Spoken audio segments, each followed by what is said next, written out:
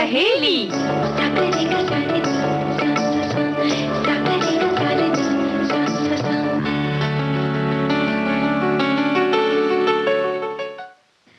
कार्यक्रम सखी सहेली वाली सभी सखियों, सहेलियों, श्रोताओं को नेहा शर्मा और आकांक्षा सिंह का नमस्कार। तो भाई आकांक्षा, बोलिए।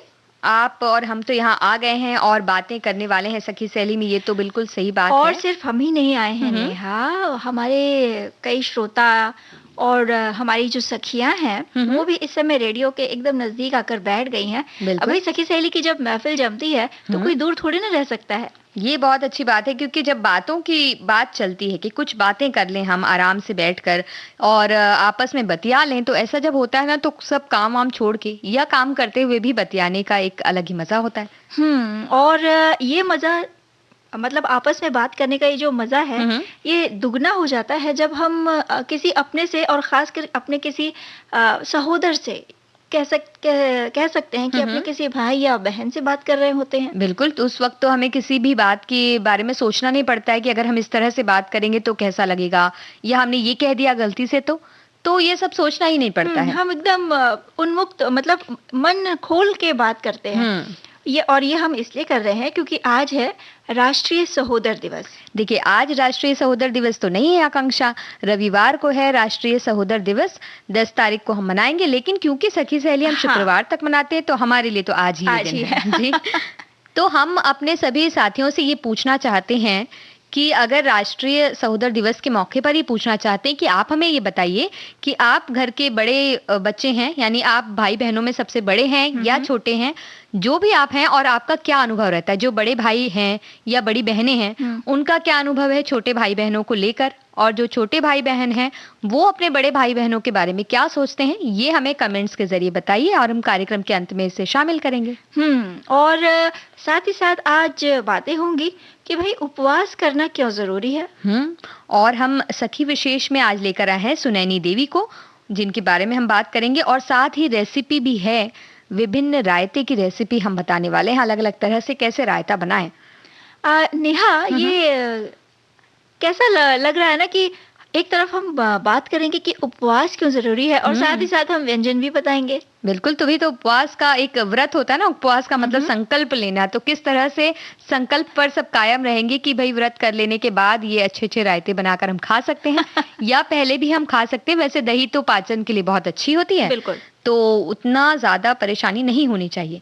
तो हम बात कर लेते हैं सुनैनी देवी के बारे में, जो कि चित्रकला से जुड़ी हुई हैं, और वो उस दौर में ये चित्रकला का काम उन्होंने किया जब संभ्रांत घरों की महिलाओं को भी शिक्षा के लिए मुंह ताकना पड़ता था, और ऐसे समय में स्वयं चित्रकला की अपनी एक शैली बनाकर उसमें प्रसिद्धि हासिल करने का काम किया था सुनैनी देवी ने। और इन्हें पहली भारतीय महिला आधुनिक कलाकार माना गया था जिन्होंने अपनी कलाकृतियों में हस्ताक्षर भी किए थे। तो इससे पहले बहुत सी महिलाओं ने चित्रकारी की होगी शायद, पर उनके हस्ताक्षर नहीं हुआ करते थे। और साथ ही इनकी अगर जन्म की बात करें तो 18 जून 1875 में कलकत्ता के प्रतिष्ठित टैगोर परिवार में उनका जन्म हुआ। पिता गुणेंद्रनाथ ठाकुर और माँ सुदामिनी देवी ने बेटी का लालन पालन समाज के अनुसार ही किया था। उस समय जो 12 वर्ष की आयु में उनका योग्य वर ढूंढकर उनके हाथ पीले कर दिए गए। सुनैनी देवी राजा राम मोहन राय के घर उनकी पौत्र वधू बनकर पहुंची। रजनी मोहन चट्टोपाध्याय से शादी के बाद सुनैनी देवी घर परिवार में रम सी गईं। वो अपने भाइयों अबिंद्रनाथ टैगोर, गगननाथ टैगोर और समरेंद्रनाथ टैगोर के साथ पली बढ़ी। अबिंद्रनाथ टैगोर राष्ट्रीय कला आंदोलन के अग्रणी थे। उन्होंने बंगाल स्कूल ऑफ आर्ट की स्थापना की थी, जिसका कला में योगदान आज भी उल्लेखनीय है। बिल्कुल, एक और घर में कला का वातावरण मिला, लेकिन इसके बावजूद सुनैनी देवी को कोई प्रशिक्षण नहीं मिला था। कला की ओर उनका रुझान भी 30 वर्ष की आयु के बाद हुआ। उनके भाई जिस शैली में चित्रकला किया करते थे उसका प्रभाव तो सुनैनी देवी पर पड़ा, लेकिन एक समय के बाद उन्होंने अपनी ही एक शैली विकसित की। बंगाल पुनर्जागरण काल के आसपास वो पली बढ़ी थी, लेकिन इसके बावजूद उनकी चित्रकला में इसका असर नजर नहीं आता। और वहीं उनकी शैली में बंगाल स्कूल ऑफ आर्ट की झलक भी नहीं मिलती। उनकी चित्रकला के अवलोकन से ये पता चलता है कि वो गांव में मिलने वाली मिट्टी की गुड़िया और कालीघाट पट से प्रभावित थी, और उन्हें अपनी चित्रकला में अक्सर वे उकेरा करती थी। गांव की पटकला से प्रेरणा लेने वाली भारत की पहली महिला कलाकार थीं। उनकी कलाकृतियों में आधी बंद और लंबी आंखें ज्यादा मिलती हैं। और इसके साथ ही लंबी भौहें और मछली के समान आंखों वाली राज परिवार की स्त्रियों का उन्होंने चित्रांकन किया है। उनकी चित्रकला में अलग-अलग दृश्य हैं, लेकिन अधिकांश तौर पर घरेलू वातावरण को उन्होंने दर्शाया है या फिर कृष्ण राधिका के जीवन की घटनाओं को समाहित किया है। सुनैनी देवी एक अनुशासन भरी दिनचर्या रखती थी। सुबह 8 बजे से लेकर दोपहर तक और उसके बाद 3 बजे से 4:30 बजे तक का समय वो अपनी कला को समर्पित किया करती थी और उन्होंने लोक कला को भी अपनी कला के माध्यम से एक मंच दिया। बिल्कुल, उनका कार्य कुछ इस तरह का रहा कि उन्हें एक अलग ही उपलब्धि हासिल हुई, जिसमें उल्लेखनीय है 1922 में कलकत्ता में आयोजित सोसाइटी ऑफ ओरिएंटल आर्ट की प्रदर्शनी में शामिल किया जाना, जहां देश विदेश के सम्मानित कलाकारों के कार्य शामिल हुए थे। वहीं साल 1925 में उनकी कला का प्रचार जर्मन कला पत्रिका डेर सिसरोन में किया गया। साल 1927 में उन्हें लंदन में विमेन इंटरनेशनल आर्ट क्लब में प्रदर्शनी के लिए आमंत्रित भी किया गया। बिल्कुल आकांक्षा, और हम ये सोच सकते हैं कि उन्हें चित्रकला के लिए प्रेरणा कहाँ से मिलती थी। तो उन्होंने अपने पोते को पत्र लिखा था जिसमें उन्होंने बताया कि उन्होंने ज्यादातर चित्रकलाओं की जो उन्हें प्रेरणा मिली वो उन्हें सपने में मिली। उन्होंने ये कहा कि सपने देखने के बाद ही उन्होंने वो चित्र बनाए। तो उनकी चित्रकला में अगर कुछ उल्लेखनीय चित्रों की बात करें तो उनके नाम हैं राधा, विलेज मेड, द वोट्रेस और मदर।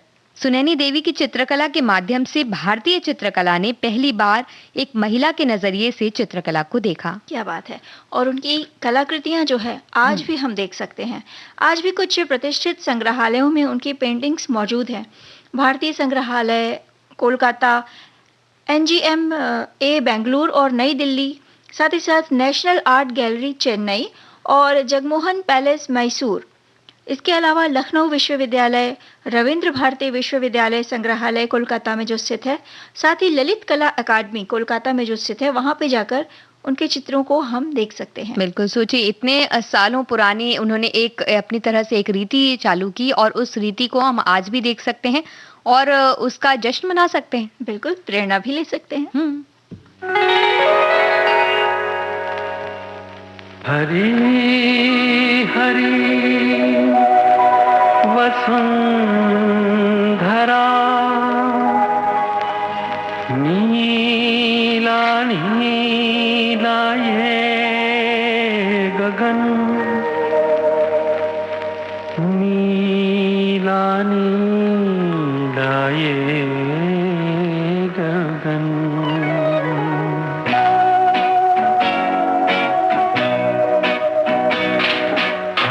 हरी वसुंधरा पे नीला नीला ये गगन,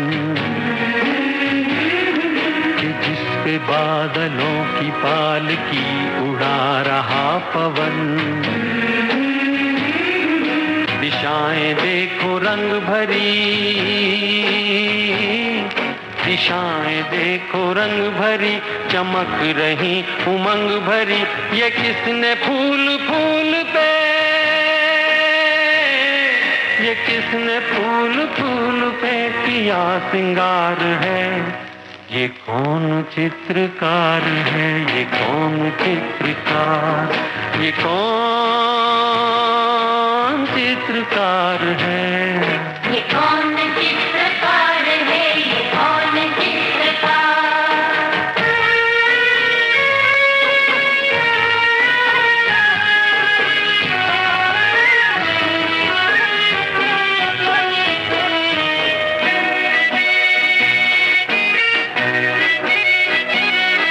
तपस्वियों सी हैं अटल ये पर्वतों की चोटियां।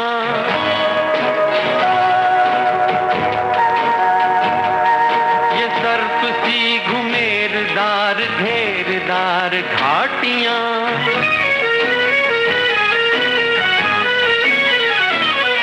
ध्वजा से ये खड़े हुए, ध्वजा से ये खड़े हुए हैं वृक्ष देवदार के। गलीचे ये गुलाब के, बगीचे ये बहार के। ये किस कवि की कल्पना, ये किस कवि की कल्पना का चमत्कार है। ये कौन चित्रकार है, ये कौन चित्रकार, ये कौन चित्रकार है। ये कौन चित्रकार है, ये कौन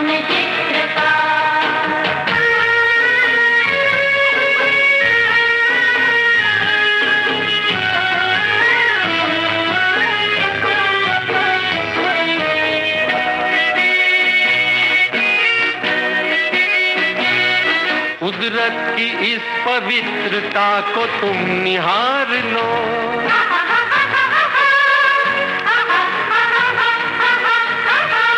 इसके गुणों को अपने मन में तुम उतार लो।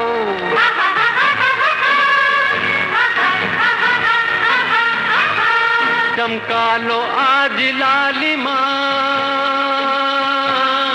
चमका लो आज लालिमा अपने ललाट की, कण कण से झांकती तुम्हें छवि विराट की। अपनी तो आंख एक है, अपनी तो आंख एक है, उसकी हजार है। ये कौन चित्रकार है, ये कौन चित्रकार, ये कौन चित्रकार है। ये कौन चित्रकार है, ये कौन चित्रकार, ये कौन चित्रकार है, ये कौन चित्रकार। और आकांक्षा, चित्रकारी की तरह तो होता है जब हम कुछ खाना वगैरह बनाते हैं, क्योंकि अलग अलग तरह के रंग अगर शामिल किए जाएं तो बहुत अच्छा लगता भाई है। नेहा, चित्रकार जो होता है वो कैनवस पे अपनी कल्पना को उभारता है। और उसी तरह जब रसोई घर में एक शेफ काम करता है तो, और जब मन से काम करता है, हाँ, तो वो जो व्यंजन बन रहा होता है ना, अपने मन के जो सारे रंग हैं हाँ, उसमें स्वाद के रूप में उतार देता है। बिल्कुल। और जब इस तरह से अलग अलग, जैसे हम रायते की रेसिपी की बात करेंगे, जैसे हमने कहा, तो दही होती है सफेद और उसके ऊपर जैसे हम कुछ चीजें डाल देते हैं, और जैसे मान लीजिए कई लोग होते हैं वो अनार के दाने डाल देते हैं, तो इस तरह से लाल आ जाता है। कभी धनिया पत्ती, ऐसे कुछ पत्तियां डाल देते हैं तो हरा हो जाता है। हाँ, पुदीना के पत्तियां डाल दिए, या खीरा चीर के डाल दिए बारीक काट के। तो पूरी रेसिपी नहीं बताना है हमें, आधी आधी बताना है अभी, क्योंकि हम अगर मान लीजिए इस तरह से जब हम करते हैं और उसे खाने के जब सब बैठे और वहां सामने रखा जाता है, तो ऐसा लगता है कि कितने सुंदर कलाकृति बनाई गई है। और जब खाने की जो मेज होती है नेहा, हम जब खाना खाने बैठते हैं, वो जो थाली होती है, हाँ, कहा भी जाता है कि एक पौष्टिक थाली में हर तरह के रंग होने चाहिए। बिल्कुल, जितने रंग होंगे उतनी ही पौष्टिकता हमें मिलती है। लेकिन ये एक बात है कि चित्रकार की कला कई बार बहुत दिनों तक सुरक्षित रह जाती है, और जो रसोई में जो चित्रकारी होती है या कला दिखाई जाती है, वो जितनी जल्दी खत्म हो जाए उतनी ही अच्छी कला है, ऐसा माना जाता है ना। बिल्कुल सही बात है। और भाई, ये जो खत्म होने की बात है ना, एक ब्रेक लेना जरूरी है। ठीक है, आप कह रही हैं तो एक ब्रेक ले लेते हैं।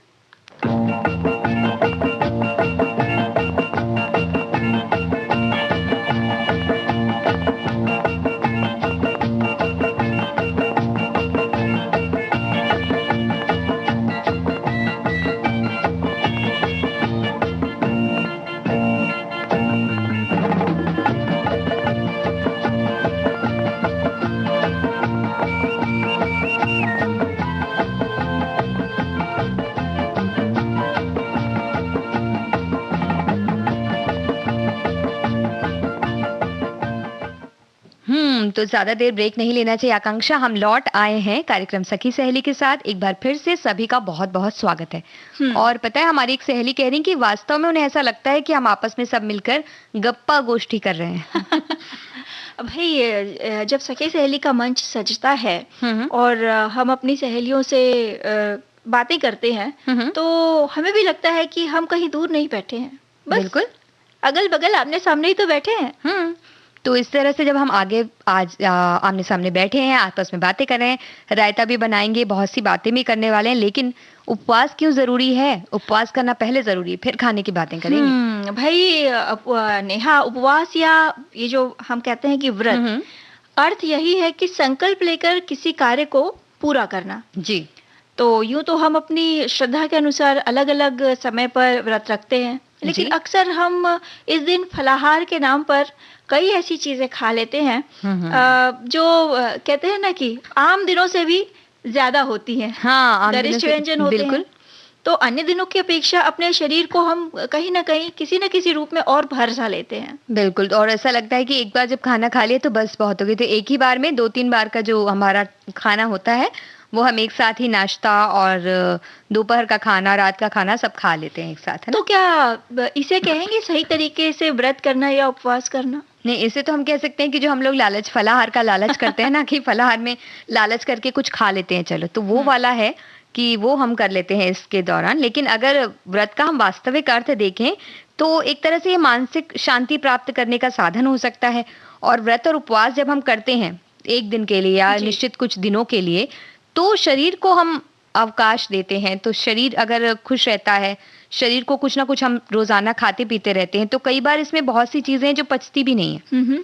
और बहुत सी चीज़ें हैं जो पच जाती हैं, तो इस तरह से शरीर में कुछ ना कुछ इकट्ठा होता जाता है। जी। तो व्रत करके जब हम इसे थोड़ी देर के लिए छुट्टी देते हैं 1 दिन के लिए या कम से कम 1 दिन के लिए, तो भी बहुत सारा फ़ायदा हमें होता है और मन भी खुश रहता है क्योंकि पेट खुश हो जाता है। हाँ, शरीर हल्का रहता है।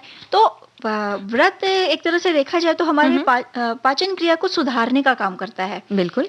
अगर पाचन सुधर जाए तो पूरा शरीर बेहतर होता है। कई बीमारियों से भी हमें बिना प्रयास के मुक्ति मिल जाती है। और अक्सर डॉक्टर्स भी कहते हैं कि अगर आपका पेट सही है, हाँ, तो आपको कोई बीमारी घेर नहीं सकती। बिल्कुल। और अगर हम ये ख़्याल अगर हम करें कि अगर जब हम व्रत करते हैं, तो व्रत के समय में हमें ज़्यादातर पेय पदार्थ हमें ज़्यादा लेना चाहिए, ताकि जो शरीर है अंदर से स्वच्छ होता जाए। उसे हम पानी भी अगर नहीं देते हैं, तो पूरी तरह से हमें बहुत सारी परेशानियाँ हो जाती हैं, सिर दर्द होता है या एसिडिटी की प्रॉब्लम हो सकती है। लेकिन अगर हम अच्छी तरह से पानी पीते रहें या फलों का जूस वगैरह अगर हम लेते रहें बीच-बीच में, तो उससे भी पाचन शक्ति भी अच्छी हो जाएगी हमारी उस दिनों में और शरीर साफ भी हो जाएगा। लेकिन अगर हमको बिना कुछ खाए हम नहीं रह सकते हैं और सिर्फ पेय पदार्थ के भरोसे रहना मुश्किल नहीं है हमारे लिए, तो हम फल खाएं। यानी वो जो कच्चे फल होते हैं ना, सेब, केला, संतरा, इस तरह के जो मौसमी फल हैं वो खाएं, बजाय वो फलाहार जो हम बनाते हैं खूब सारा तल के या खूब सारे बहुत बड़े बड़े परेशानियां लेके जो बनाते हैं व्यंजन के तौर पर, वो ना खाएं। तो कहीं ना कहीं अगर हम उपवास में ये तले हुए गरिष्ठ भोजन करते हैं, तो शरीर को फायदा होने की बजाय नुकसान ही होता है। हाँ। तो संभव हो तो हर तरह का व्रत लगातार कम से कम 3 दिनों तक किया जाए, तो इसका असर और ज्यादा होता है।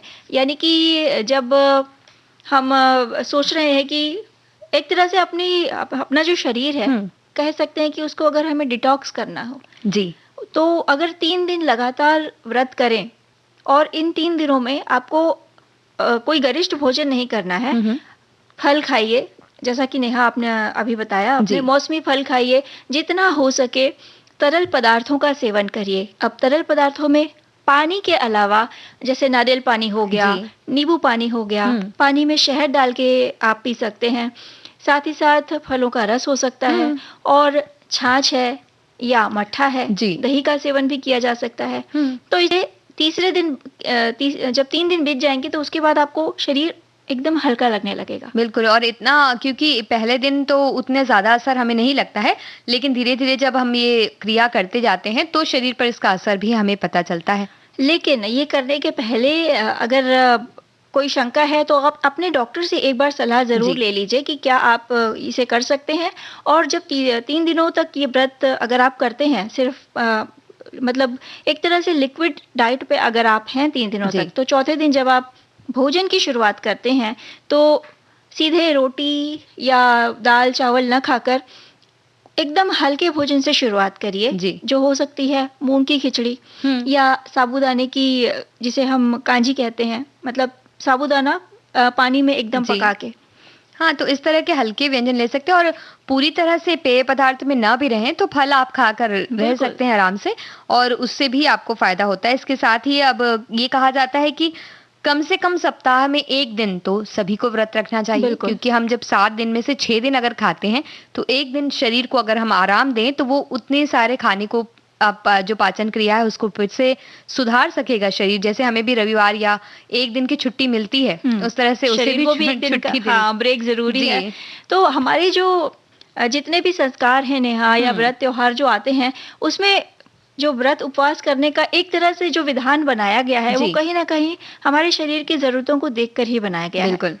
और व्रत करने के अगर आप सप्ताह में एक दिन नहीं करते हैं तो फिर 15 दिनों में भी एक व्रत करने का के लिए कहा जाता है। या आप त्रैमासिक व्रत कर सकते हैं जो 3 महीनों में कुछ दिनों का व्रत कर सकते हैं। जी। या फिर छमाही व्रत होता है जिसमें अगर हिंदू मान्यता के अनुसार माने तो 2 नवरात्रि आती है तो वो व्रत कहा जाता है। या आप चाहें तो वार्षिक व्रत कर सकते हैं जिसमें भी कुछ दिनों का व्रत करता है। पर सप्ताह में एक दिन व्रत करना ज्यादा आसान है ऐसा लगता है हमें तो। मतलब कहने का अर्थ यही है कि व्रत करिए अपने शरीर की जरूरतों को देखते हुए, और कहते हैं ना कि आपका शरीर कितना झेल सकता है। बिल्कुल। तो सप्ताह में एक बार करिए। और अब हम बातों का थोड़ा सा व्रत रखते हैं और सुना देते हैं गीत।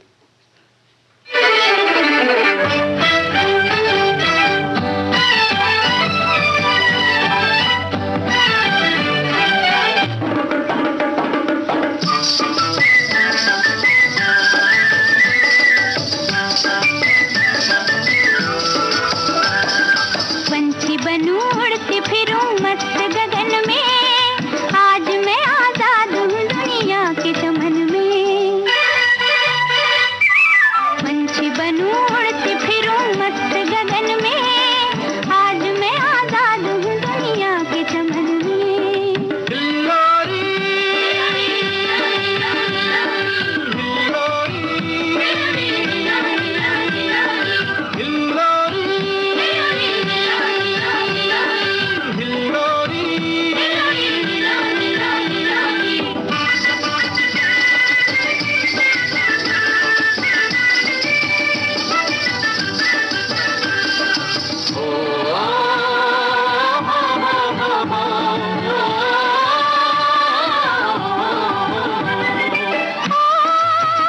मेरे जीवन में चमका सवेरा, मिटा दिल से वो गम का अंधेरा।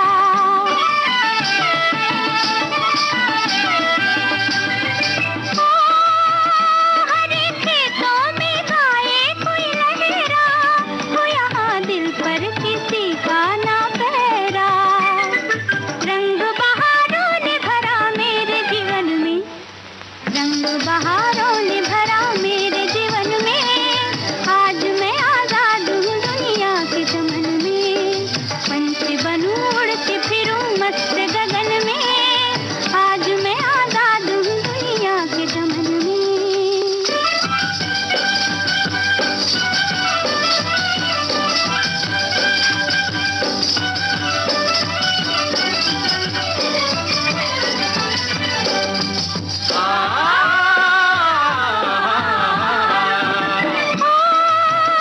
दिल ये चाहे बहारों से खेलूं, गोरी नदिया के धारों से खेलूं।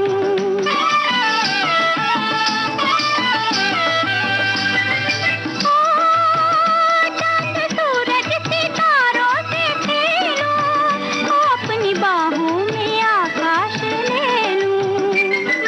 बढ़ती चलूं गाती चलूं अपनी लगन में, बढ़ती चलूं गाती चलूं अपनी लगन में, आज मैं आजाद हूँ दुनिया के चमन में। पंछी बनूं उड़ती फिरूं मस्त गगन में, आज मैं आजाद हूँ दुनिया के चमन में।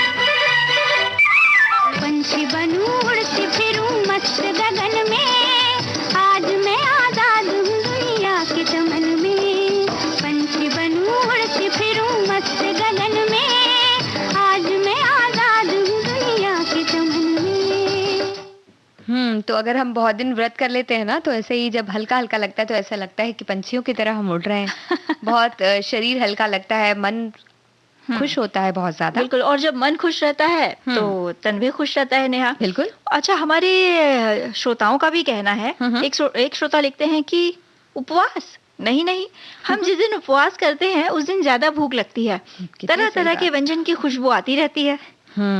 भई ये सब तो हँसने-हँसाने के लिए। फिर आगे लिखते हैं कि उपवास उम्र बढ़ने को धीमा कर सकता है, मधुमेह, थायराइड विकार, उच्च रक्तचाप और हृदय रोग के विकास को रोक सकता है और लंबे और स्वस्थ जीवन की संभावनाओं को बढ़ा सकता है। साथ ही साथ ये वजन घटाने को भी बढ़ावा देता है। बिल्कुल, बहुत ही अच्छी बात इन्होंने लिखी है। हमारी एक साथी लिखती हैं कि उपवास का मतलब है संकल्प करना न खाने का या फिर कुछ अलग खाने का, जैसे फलाहार। उपवास करने से शरीर स्वस्थ रहता है और मन का उपवास करने से सकारात्मक सोच से मन अच्छा रहता है। जितना उपवास तन के लिए जरूरी है, उतना ही उपवास मन के लिए भी जरूरी है। बिल्कुल। जिस तरह हम अपने शरीर को कहते हैं ना कि टॉक्सिक उससे जी। बचाते हैं उपवास विषैले के चीजों ज़रिए, से, जी। हाँ, विषैले तत्वों से, उसी तरह ज़रूरी है कि अपने मन में बसे जो नकारात्मक विचार हैं, उसको भी भगा दें। बिल्कुल। और व्रत न करने के नुकसान के बारे में अगर हम बात करें, तो अगर एक दिन की हम शरीर को छुट्टी नहीं देते हैं, तो पाचन क्रिया पर इसका असर तो पड़ता ही है और फिर पेट निकल जाएगा, क्योंकि पाचन अच्छे से नहीं हुआ है, तो जो चर्बी है या वसा है जो वो इकट्ठा होती जाएगी और आमतौर पर वसा पेट के अग्रिम भाग पर ही जमा होती है। जल्दी जमा होता जी। है, तो वो हो जाएगा। और अगर आप कसरत भी नहीं करते हैं, व्रत भी नहीं करते हैं, तो फिर बहुत सारी समस्याएं हो सकती हैं। हाँ, मतलब लेकिन इसका मतलब ये नहीं कि सिर्फ व्रत करने से ही आपका जो मोटापा है वो कम होगा। जी। उसके लिए आपको कसरत, व्यायाम, योग, ध्यान, प्राणायाम ये सब तो करना ही होगा। बिल्कुल। उसमें व्रत भी आपकी सहायता करेगा और व्रत से शरीर के विषैले तत्व भी बाहर हो जाते हैं, जिसके कारण कई बीमारियों से छुट्टी मिल सकती है हमें। और अलग-अलग तरह की कई दवाओं का भी हम सेवन करते हैं लगातार, तो उस वक्त भी अगर हम व्रत करते हैं इस तरह से, तो उससे भी कुछ विषैले तत्व या कुछ तत्व हमारे शरीर में बाकी रह जाते हैं, तो वो भी बाहर निकल जाते हैं व्रत अगर हम करते हैं तो। और ये जानकर सभी को आश्चर्य होगा नेहा कि केवल मनुष्य ही नहीं बल्कि पशु पक्षी भी समय-समय पर उपवास रखते हैं। और वैसे हर धर्म में भी व्रत का प्रावधान शायद इसीलिए रखा गया है। बिल्कुल। और हमारे एक साथी कहती हैं कि उपवास के लिए तो धार्मिक मान्यता है, हर पर्व में भगवान और आस्था से जुड़ी है, उसमें उपवास करना है और कई वैज्ञानिक तथ्य भी हैं। हर एक को उपवास रखना चाहिए, कम से कम सप्ताह या 15 दिन, महीना में 1 दिन। इससे आपकी पेट और आंतों को थोड़ी राहत मिल जाती है और ये भी आराम कर लेते हैं। वो कह रहे हैं कि उनके घर में नमक छोड़ दिया जाता है हर रविवार को और मीठी चीज नहीं खाते हैं, वो गरिष्ठ भोजन नहीं खाते हैं।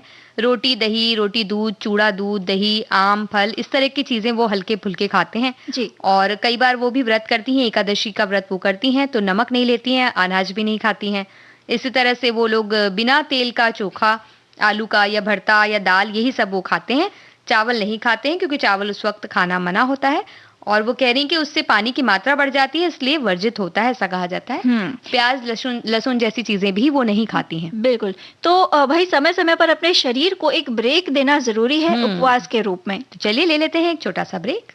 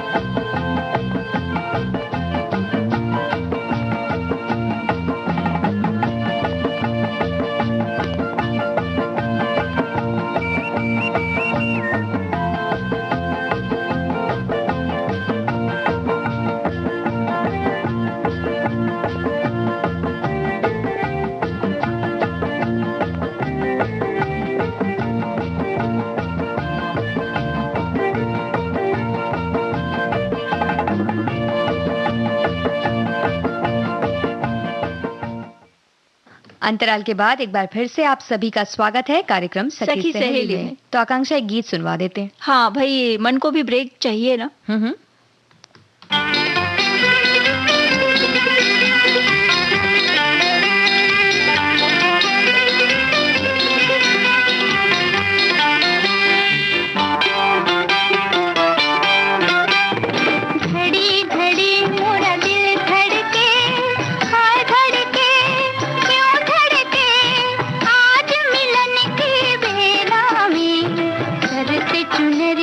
क्यों सरके, घड़ी घड़ी मोरा दिल धड़के, हाय धड़के क्यों धड़के, आज मिलन की बेला में सर से चुनरिया क्यों सरके, घड़ी घड़ी मोरा दिल धड़के।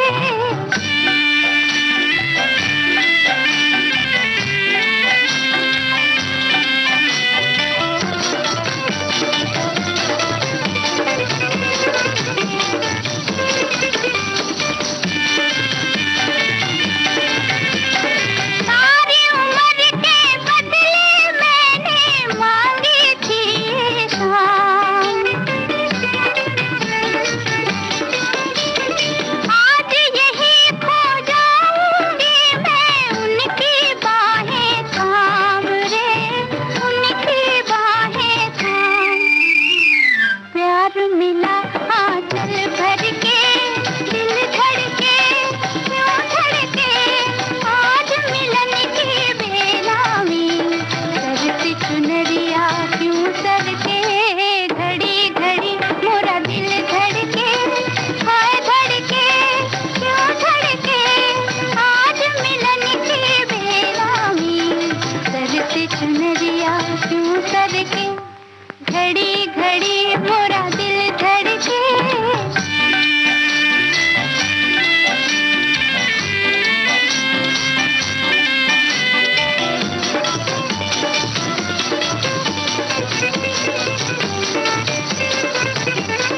आज पपी है तू चुप रहना, मैं भी हूँ चुपचाप, दिल की बात समझ लेंगे सांवरिया अपने आप रे, सांवरिया अपने आप। देख जरा धीरज धर के, दिल धड़के क्यों धड़के, आज मिलन की बेला में सरते चुनरिया क्यों सरके, घड़ी घड़ी मोरा दिल धड़के, हाय धड़के क्यों धड़के, आज मिलन की बेला में सरते चुनरिया क्यों सरके, घड़ी घड़ी मोरा दिल धड़के। तो घड़ी घड़ी दिल धड़कता है तब जब छोटे भाई बहन आ जाते हैं ना आसपास, तो बड़े भाई बहनों को ऐसा लगता है। देखिए एक तथ्य ऐसा है, ऐसा कहा जाता है, एक शोध के अनुसार ऐसा कहा जाता है कि जिनके भी छोटे भाई बहन होते हैं वो बड़े भाई बहनों को हाई बीपी की शिकायत होती ही है। तो वो तथ्य पता नहीं, शायद किसी बड़े भाई ने ही निकाली होगी ये तथ्य निकाल के घूम के।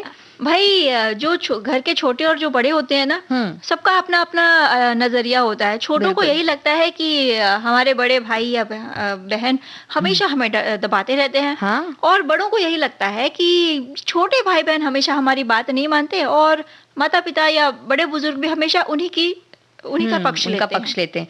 और कोई भी काम करवाना हो तो उनके जरिए करवाना पड़ता है, बात मनवानी पड़ती है, तो मतलब उनकी बातें जल्दी मान ली जाती हैं, तो बड़ी मुश्किल है। वैसे सहोदर का अर्थ ये है कि समान उदर या गर्भ से जन्मे, यानी कि सगे भाई बहन, एक ही माता की संतान। बिल्कुल। और इस दिवस को मनाने की शुरुआत हुई थी 1995 में, जब अमेरिकी नागरिक क्लाउडिया इवर्ट ने, जिन्होंने कम उम्र में अपने भाई और बहन को खो दिया था, तो उन्होंने अपनी बहन के जन्मदिन यानी 10 अप्रैल को इस दिन के रूप में चुना, और बाद में धीरे धीरे इसे मान्यता मिली और बहुत से देश इस दिवस को मनाने लगे, और उन्होंने एक सिबलिंग फाउंडेशन की भी स्थापना की। तो अभी उनका ये प्रयास है, भारत में भी इस दिवस को मनाया जाता है, अब उनका प्रयास है कि इसे संयुक्त राष्ट्र की तरफ से भी मान्यता मिल जाए। तो भाई नेहा सोचो, जब वो वक्त हुआ करता था, संयुक्त परिवार होते थे, इतना बड़ा परिवार होता था, और उस संयुक्त परिवार में बच्चों की संख्या जो रहती थी, मतलब चाचा के बच्चे हैं, ताऊ के बच्चे हैं, या बड़े भाई बहनों के हैं, मतलब हर उम्र के बच्चे हाँ, होते हर हैं। उम्र के जी। बच्चे होते थे और घर के जो बच्चे होते थे उनको एकाकीपन नहीं लगता था। लेकिन उसमें जो सबसे बड़ा होता था वो हुक्म चलाता था, और जो सबसे छोटा होता जो बेचारा सोचता था कि दिन रात मैं सिर्फ पानी लाता रहूं। लेकिन अब चूंकि समय बदलता जा हम्म रहा है तो एकल परिवार होते जा रहे हैं और जी। उसमें भी अगर परिवार में केवल माता पिता और एक ही बेटा या बेटी है हम्म तो कभी ना कभी कहीं ना कहीं उन्हें लगता है कि काश मेरा भी कोई भाई होता या बहन हम्म होता या कोई ऐसा होता जिसके साथ मैं अपना आपस में बैठ के मन हल्का कर सकूं। बिल्कुल, क्योंकि अपने सगे भाई-बहनों या भाई-बहनों के साथ में कोई भी बात हम खुलकर कह सकते हैं, वो हमें इतनी अच्छी तरह से जानते हैं क्योंकि बचपन से वो हमें देखे होते हैं अपने साथ में पलते-बढ़ते, हम्म, तो वो हमारी हर आदत को, हर भाव को पहचानते हैं। जितना कहा जाता है कि दोस्तों से हम ज़्यादा खुलते हैं, ज़्यादा बातें करते हैं, लेकिन वो भाई या बहन ऐसे होते हैं जो हमारा चेहरा देखकर वो जान जाते हैं कि इनको कुछ परेशानी है या वो परेशानी है। खुश हो रहे हैं, चुपके-चुपके दबा रहे हैं कोई खुशी। हाँ बिल्कुल। और उनका ये कहना कि भाई क्या बात है हुँ, ये ही काफ़ी होता है। जी। हमारे श्रोता भी कह रहे हैं कि हम 4 भाई-बहनों में हम बहनों में सबसे छोटा है। हुँ। लेकिन सबसे छोटा होते हुए भी वो हम तीनों से बड़ा है क्योंकि एक बड़े भाई की तरह हमारा ख़्याल रखता है। हमारी छोटी सी परेशानी में भी हमारे बिना बताए हमारे साथ खड़ा हो जाता है। बिल्कुल। तो कहा जा सकता है कि भाई-बहन के बिना जीवन थोड़ा-सा मुश्किल हो सकता है। हुँ। और हम ये भी कह सकते हैं कि हमारे जीवन में बड़े हों या छोटे हों, भाई-बहन का एक महत्व एक अलग जगह ज़रूर होती है। बिल्कुल। और अगर हम देखते हैं कि जैसे हमारे कोई बड़े भाई-बहन हैं, जो हम हुँ। छोटे हों मान लीजिए, तो बहुत ही अच्छा लगता है, ऐसा लगता है कि बहुत सारी बातें तो यूँ ही सुलझ जाती हैं, हमें क्या करना है, किस दिशा में जाना है, किस वक़्त में हमें क्या कर लेना चाहिए, क्या नहीं करना चाहिए, सारे निर्णय जो हैं, वो लिया हुआ एक व्यक्ति हमारे सामने होता है और हमें उसके कह सकते हैं सकारात्मक, नकारात्मक पहलू भी पता होते हैं। बिल्कुल। और उसको देखकर हम बहुत सारी चीज़ें कर सकते हैं, उनसे सलाह ले लेते हैं हम, तो उस सलाह पर चलकर भी कई बार हम बहुत सारी मुश्किलों को यूँ ही हल कर जाते हैं। और वहीं छोटे भाई-बहन अपने प्रेम से हम में ज़िम्मेदारी की भावना भरते हैं हुँ। और जो बड़े होते हैं ना, हुँ, वो छोटों की खुशी के लिए कुछ भी करने को तैयार रहते हैं। बिल्कुल। और इस तरह से जब हम छोटे-बड़े भाई-बहन मिलकर रहते हैं, तो एक तरह से हमारा जो सामाजिक जीवन है, वो भी अच्छा होता है क्योंकि उनके साथ हम किस तरह से लोगों के साथ किस तरह से हम मिलते-जुलते हैं, ये व्यवहार हम घर में ही सीख जाते हैं। अपनी चीज़ों को बाँटना सीख जाते हैं लोगों के साथ, ख़ासकर बड़े भाई-बहन जो हैं, वो अपनी चीज़ों को बाँटना सीख जाते हैं। छोटे भाई-बहन जो हैं, वो बड़ों का आदर करना सीख जाते हैं और अपने मन की बातें खुलकर कहना सीख जाते हैं। तो वही आने वाले रविवार को यानी 10 हुँ, हुँ। अप्रैल को है राष्ट्रीय सहोदर दिवस। तो सभी भाई-बहनों से ये गुज़ारिश है कि अगर आप साथ में रहते हैं, हुँ। तो बैठ के थोड़ा-सा अपने मन को हल्का कर लीजिए साथ में और अगर आप किसी कारण से दूर-दूर हैं, हुँ, हुँ। किन्हीं भी कारणों से, जी। तो अपने भाई या बहन से, चाहे छोटा हो या बड़ा, फ़ोन पर बात ज़रूर करिए। बिल्कुल, तो आप मनाइए ये दिवस और हम भी ज़रूर मनाएँगे। एक गीत सुनवा देते हैं।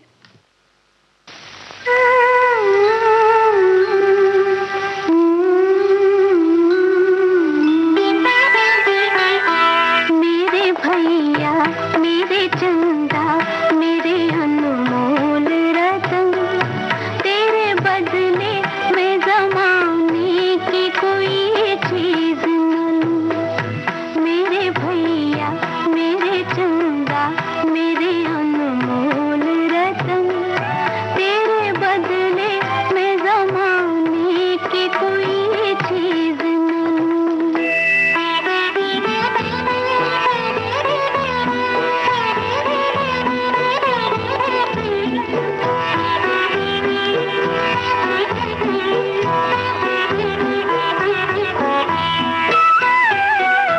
तेरी सांसों की कसम खा के हवा चलती है तेरे चेहरे की झलक पाके बाहर आती है।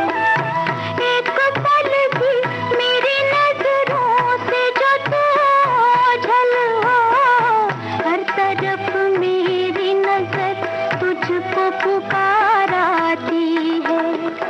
मेरे भैया मेरे चंदा मेरे अनमोल रतन तेरे बदले मैं ज़माने की कोई चीज़ न लूं। मेरे भैया मेरे चंदा मेरे अनमोल रतन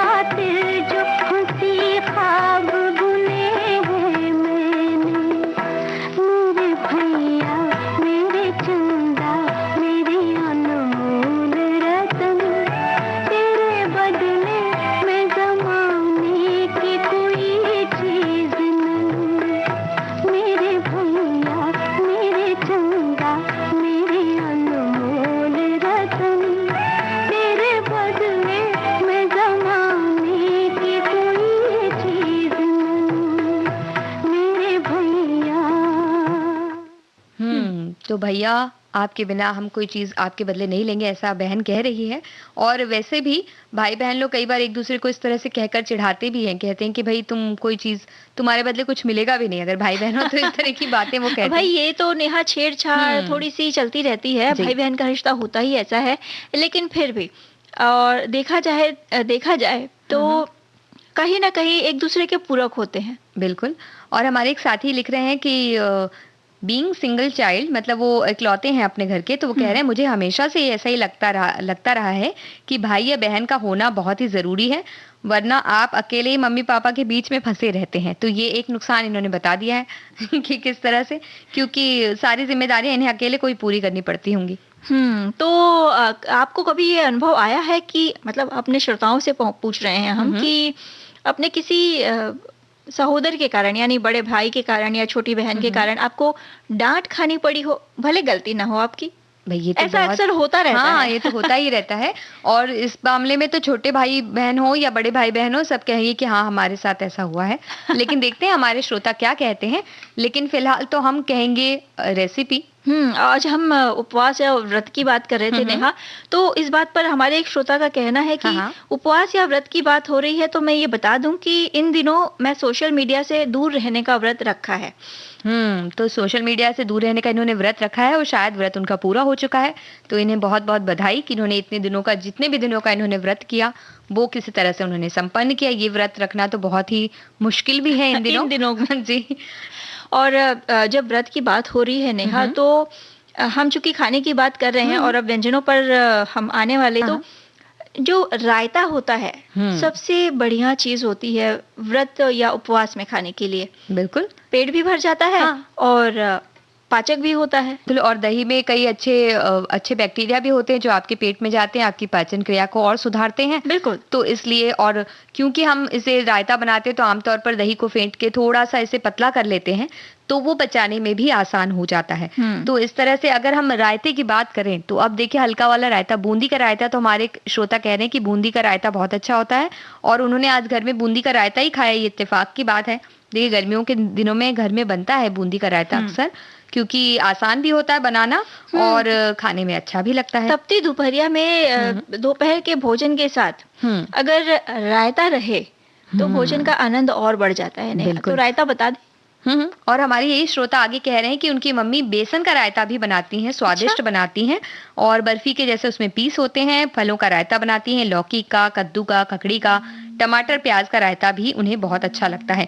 तो जो बेसन के रायते की बात कर रहे हैं ना, उससे बेसन के उसी बर्फी का रायता अगर हम बनाना चाहें तो बेसन को हम पानी में घोल लेते हैं। जैसे पकौड़ी बनाने के लिए जितना हम बेसन घोलते हैं ना, जितना पतला करते हैं, उससे थोड़ा सा और पतला हमें करना है। लेकिन कढ़ी वगैरह जब हम बनाते हैं उतना पतला नहीं करना है। तो एक बीच का हमें पतला करना है। और उस बेसन वाले रायते के लिए बेसन के उस घोल में ही नमक डाल दीजिए, जीरा आप डाल सकते हैं उसमें, और लाल मिर्च अगर आपको पसंद हो तो आप डाल सकते हैं। तो इतनी थोड़ी सी चीज़ें लगती हैं। और एक नॉन स्टिक कढ़ाई अगर हो तो उसमें आसानी से बनेगा। तो उसमें थोड़ा सा तेल, यानी 1 चम्मच के जितना तेल डालकर आप ये पूरा घोल डाल दीजिए और उसे चलाते जाइए। तो थोड़ी देर के बाद ये थोड़ा गाढ़ा हो जाएगा। बहुत एकदम ठोस नहीं होगा, लेकिन मुलायम सा थोड़ा गाढ़ा हो जाता है। इसे चलाते रहना होगा, नहीं चलाते रहना है, पकड़ लेगा। हाँ, और इसे चलाकर फिर आप किसी एक थाली में या किसी भी बर्तन में इसे फैला दीजिए बर्फी की तरह ही, थोड़ा तेल लगाकर, और समतल कर दीजिए जितना समतल आप कर सकते हैं। और थोड़ा सा हल्का सा बस ये ठंडा होगा ना, उसके बाद आप इसे काटेंगे तो बर्फी की तरह ये निकल जाता है जी। फिर जैसे आमतौर पर हम रायता बनाते हैं, दही में आप मसाले अपनी इच्छा अनुसार डाल सकते हैं, क्योंकि इसमें भी नमक है तो उस हिसाब से आप नमक डालिए। और उसके बाद आप इसे दही में डालकर यूं भी खा सकते हैं, या ऊपर से सरसों और करी पत्ता का जो एक छौंक होता है वो लगाकर भी आप खा सकते हैं। तो बड़ा ही अच्छा लगता है खाने में, और आसान भी है।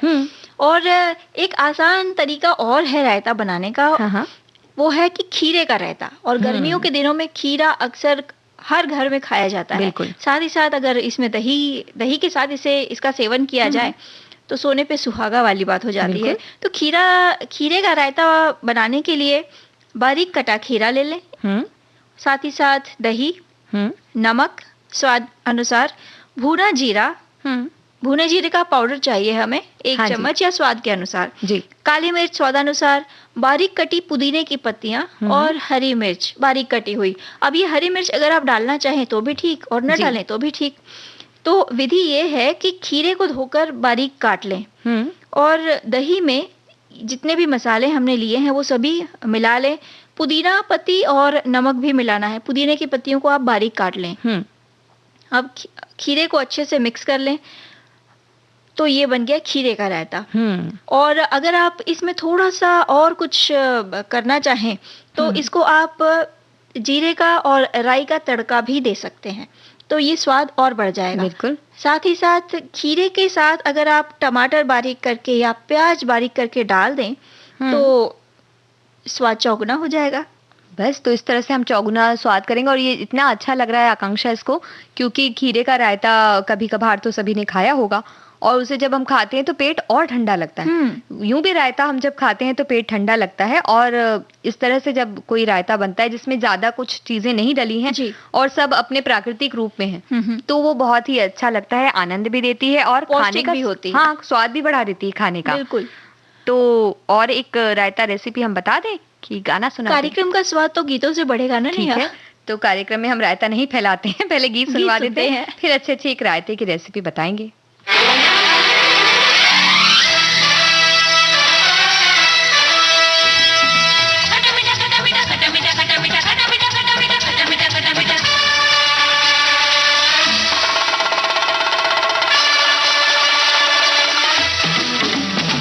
ये जीना है,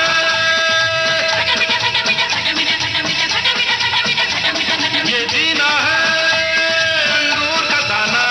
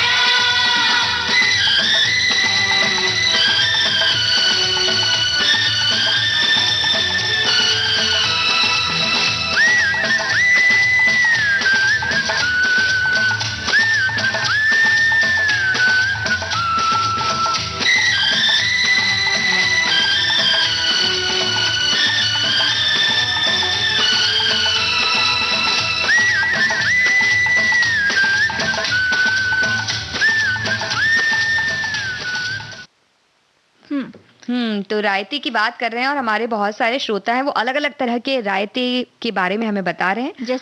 जैसे कि हमारी एक साथी कह रही कि गर्मियों में खाने की जान होता है रायता। ठंडी कद्दू की, खीरे की, आलू का, मखाने का, पत्ता गोभी का, पेठे का, पर इन गर्मियों में कद्दू के रायते ज्यादा पसंद किए जाते हैं। मखाने और आलू के रायते नवरात्रि में सभी के घरों में बनते हैं, पर वो कह रही कि आजकल रायता खाते कम है, फैलाते ज्यादा है। शायद स्वादिष्ट और लजीज होने की वजह से ही सभी जगह फैल जाते हैं, ऐसा उनका कहना है। लेकिन देखिए, हमें तो रायता इतना पसंद है, हम फैलाते नहीं, हम खा लेते हैं। तो जिस तरह से उन्होंने आलू के रायते की बात की ना, तो जैसा आप, हमारे एक साथी ने मिक्स वेज रायता लिख भेजा है, तो उसमें जिस तरह से आपने एक रायते की रेसिपी बताई ना, प्याज टमाटर ककड़ी खीरा वाली, उसमें उन्होंने उबले हुए आलू मिलाए हैं और उबले हुए आलू भी साथ में मिलाकर वो कह रहे हैं कि अपनी पसंद की सब्जियां हम डाल सकते हैं उसमें उबाल कर, तो भी वो अच्छा लगेगा। रायता बनाकर हम खा सकते हैं उस तरह से भी। बिल्कुल। और जब बच्चे जो होते हैं अक्सर सब्जियां खाने में नाक सिकोड़ते हैं, बच्चों के साथ कितनी बेईमानी हो रही है इस तरह से ना। अब भाई शरीर को स्वस्थ रखना है तो थोड़ी सी बेईमानी करनी पड़ेगी उनके साथ। तो ये एक अच्छा तरीका है कि जो मिक्स वेज रायता बताया है हमारे साथी ने, दही में बस तरह तरह की सब्जियां मिलाकर और खिला दिया। और जैसे कि हमारी एक साथी ने कहा था ना, लौकी का रायता भी इन दिनों बनता है, तो लौकी का रायता बनाना भी बहुत ही आसान है। लौकी को कद्दूकस कीजिए और उसको थोड़ा सा उबाल दीजिए हल्के पानी में। अगर आप कुकर में उबाल रहे हैं तो एक सीटी तेज आंच में अगर आती है तो वो उबल जाता है, उसी तरह से कढ़ाई में भी वो उबल जाता है। और उसका पानी पूरा निचोड़ कर निकाल लीजिए और दही को आपके स्वाद के अनुसार आप तैयार करके उसमें लौकी के ये जो कद्दूकस की हुई उबली हुई लौकी है वो मिला दीजिए। इसमें कई बार वो कोयले से जिस तरह से धुआं देते हैं ना, तो वो धुआं देकर भी आप, जैसे कोयला थोड़ा सुलगाकर आप रखते हैं, उसमें घी डाल देते हैं और उसे ढक देंगे तो वो एक सौंधी सौंधी खुशबू आ जाती है। तो इस तरह से भी इसे बनाया जा सकता है। और राई पीस कर एक कांजी जिस तरह से बनाई जाती है ना, तो उससे पेट ठंडा रहता है। तो राई को आप पीस कर भी इसमें मसाले के साथ में मिला सकते हैं। थोड़ी देर रखेंगे तो वो थोड़ा खट्टा हो जाता है, लेकिन बहुत से लोगों को उसका स्वाद भी अच्छा लगता है। भाई नेहा, इसके अलावा भाई लौकी का रायता है, खीरे का रायता है, ये सब तो हम खाते ही है। पापड़ का रायता भी होता है। अच्छा, हाँ। पापड़ का रायता बनाने के लिए जो सामग्री है, फेटा हुआ दही ले ले आधा किलो, साथ ही साथ भुना हुआ मसाला पापड़ लगभग मतलब 3 नग, या आपको जितना बनाना है। जीरा पाउडर आधा चम्मच, काली मिर्च पाउडर आधा चम्मच, बारीक कटी हुई धनिया पत्ती, और जो नमक है स्वादानुसार। जी। विधि ये है कि बर्तन में दही डालें और उसे अच्छी तरह से फेंट लें। दही में जीरा पाउडर, काली मिर्च पाउडर और नमक डालकर मिला लें। 2 घंटे के लिए इसे फ्रिज में रख दें और सर्व करने से तुरंत पहले इस दही में धनिया पत्ती और छोटे टुकड़ों में तोड़ा हुआ जो पापड़ हमने भुना था ना, उसके बारीक टुकड़े करने हैं और उसे उस दही में डालकर मिलाना है और परोसना है। तो मतलब तुरंत देंगे तो वो पापड़ गीला नहीं होगा और अच्छा नरम नहीं होगा। जी, तो इसलिए उसे कहा गया। और आपको पता है बैंगन का रायता भी बनता है।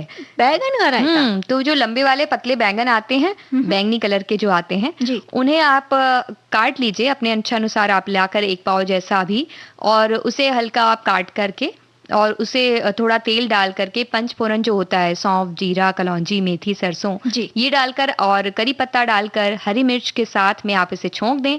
और इसमें सारे मसाले डाल सकते हैं आप, नमक डाल सकते हैं इच्छानुसार, मिर्च वगैरह भी डाल सकते हैं, बस हल्दी ना डालें। और इस तरह से इसे करारे करारे भून लें अच्छी तरह से। जब ये पक जाए तो गाढ़ी गाढ़ी दही में इसके ऊपर इस बैंगन को आप सजा दीजिए। बहुत ही सुंदर दिखता है और खाने में भी बहुत अच्छा लगता है। क्या बात है! यानी जब आपको परोसना है तभी आपको बैंगन के टुकड़ों के ऊपर दही डालनी है? नहीं, दही के ऊपर बैंगन के टुकड़े डालने हैं। अच्छा। ताकि वो बहुत सुंदर दिखे। दही को इसके ऊपर भी डाल सकते हैं, पर वो देखिए वो चित्रकारी वाली सुंदरता फिर नहीं आएगी। तो एक और रायता की रेसिपी बता दें? बिल्कुल बता दीजिए। राई वाला रायता।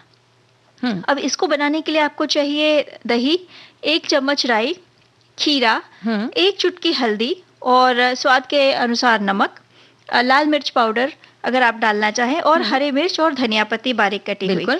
और दही में इन सारे मसालों को आप डालकर अच्छे से मिक्स कर लें। इसमें चाहे तो आप राई का तड़का भी दे सकते हैं। बिल्कुल, तो ये बहुत ही अच्छा लगेगा। और इतने सारे रायते की रेसिपी आप बता दी हैं, तो घड़ी कह रही है कि आप लोग बाहर जाएं, खाना वाना खाएं, रायते वायते आप खाएं। तो लेते हैं सभी से इजाजत, दीजिए नेहा शर्मा को और आकांक्षा सिंह को इजाजत। नमस्कार। नमस्कार।